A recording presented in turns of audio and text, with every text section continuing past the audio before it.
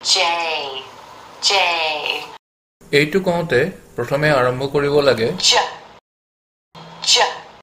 সাউণ্ডটো দি আৰু তাৰ লগত যোগ দিব লাগে A, সাউণ্ডটো তেতিয়া আমি পাওঁ J, J.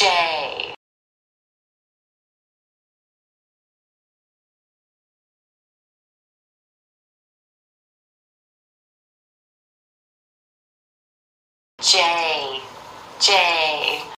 এইটো কওঁতে প্ৰথমে আৰম্ভ কৰিব লাগে J, J. সাউণ্ডটো দি আৰু তাৰ লগত যোগ দিব লাগে A, সাউণ্ডটো তেতিয়া আমি পাওঁ J, J.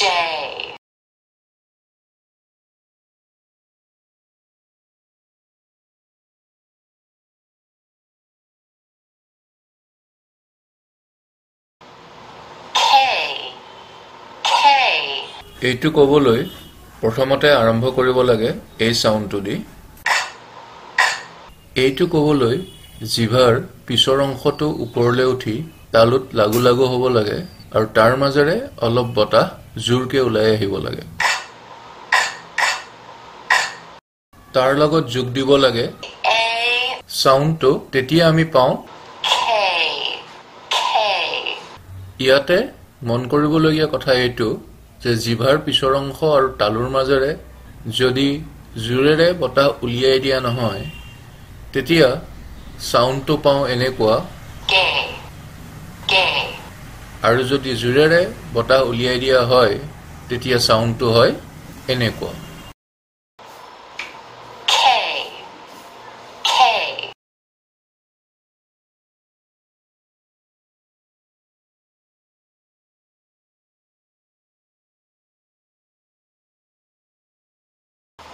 L, L.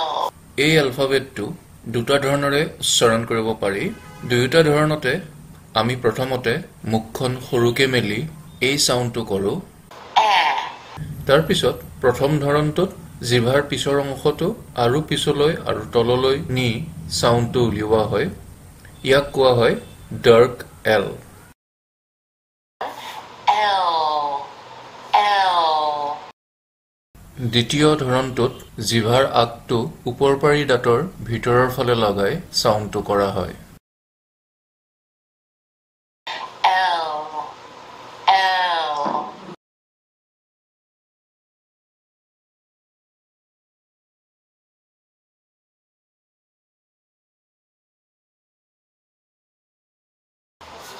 L, L.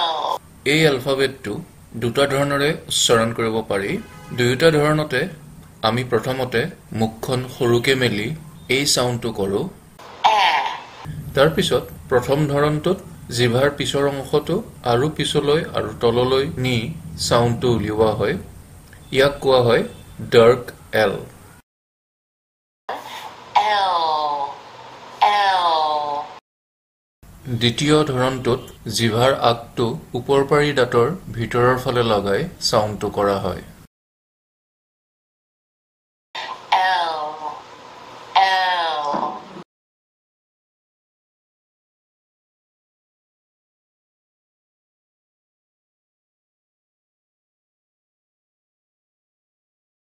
M, M. ইয়াৰ বাবেও আমি মুখখন সৰুকে মেলি আৰম্ভ কৰোঁ যেনেকৈ আমি এফ কওঁতে আৰম্ভ কৰিছিলোঁ তাৰ পিছত ওঠকেইখন লগাই দি এই সাউণ্ডটো কৰোঁ আৰু বতাহটো ওলাই আহে নাকেদি তেতিয়া আমি পাওঁ M, M.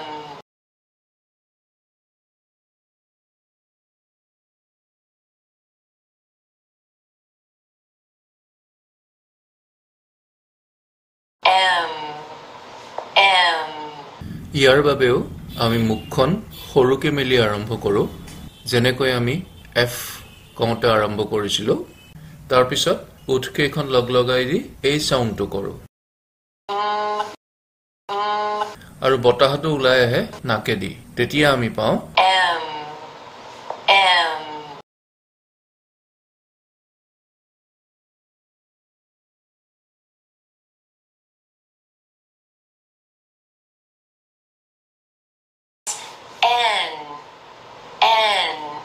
এইটো কওঁতেও মুখখন সৰুকৈ মেলি আৰম্ভ কৰিব লাগে তাৰ পিছত জিভাৰ আগটো ওপৰ পাৰি দাঁতৰ ভিতৰৰ আলুত লগাই দিব লাগে আৰু বতাহ নাকেৰে উলিয়াব লাগে N N N